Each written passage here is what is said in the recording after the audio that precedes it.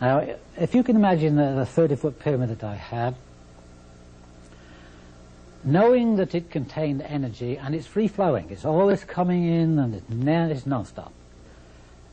I said, well, why can't I harness this? Little crystals will do it. Why can't I harness a pyramid? So I made myself, I'll just go to the blackboard there and give you an idea what I'm talking about. I made myself 2 coils. One was just a small one like this, and it was electric coil, counterclockwise.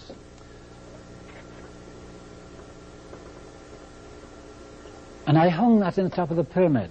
But before I did that, it was stove wire, and there's about 8 strands of copper wire and stove wire. And I undid them and made them into a lot of fingers like this, spread them out, something like an antenna. And this end here, I just hung it up, fastened it up onto the beams, and that was right in the peak. Now I went downstairs, and I had a spare piece of plywood, quarter ply, and I made a magnetic coil with old antenna wire. It was double wire. And I put one end straight through into the earth, and so looking at it like this, it stuck through there, and my coil is on here like that. And the other end I left standing up to connect. One's into the earth. Now, all this wire here, it's only quarter ply, and I used 2-inch staples. The staples went straight through the ply and gave me a better ground. This was also ground in the center. Now, there are many things that have happened to me in my time that I can't really explain. There are many things that I have known, but don't know how I know. And this is one instance where this happened to me. I knew I had to connect these 2 together with some natural wool, sheep's wool. Nylon was not what I wanted. And so I got hold of some ordinary wool, and I measured it out. Up the stairs go right to the top.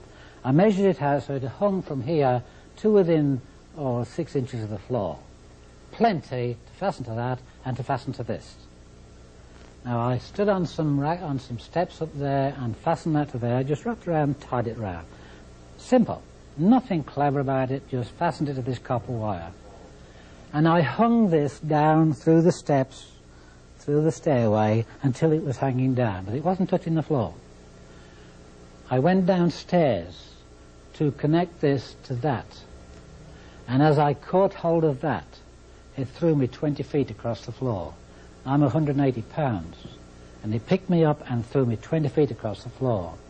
I got no skin on this elbow here and all down my leg here.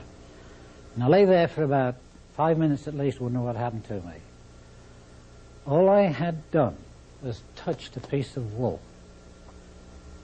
Now, this wool had gone through, it wasn't even connected to this, it had gone through my cube root of the pyramid, which was about here, and up to the point, the second magnitude there, and that part was connected. And when I touched that, I grounded the whole damn thing, and it threw me 20 feet across the floor. I didn't know what had happened to me, and the result of it was I took the whole thing to pieces. I still have the parts. You can have them if you want them. And I realized that I was fooling around with something I didn't really understand.